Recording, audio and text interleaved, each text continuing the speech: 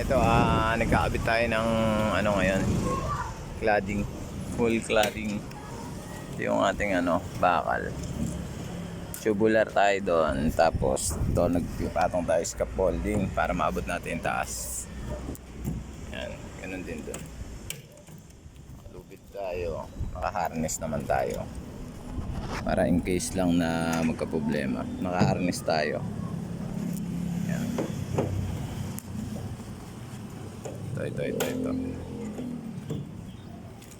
Ganito lang yung setup natin. Kalahati ng scaffolding lang yung nakapatong. The rest, ano na yan, laglag na.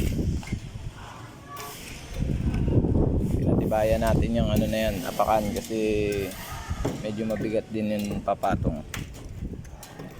Tibay-tibay na yan. Ngayon, ito muna. Yung isa ro, nagmamason, ayan o.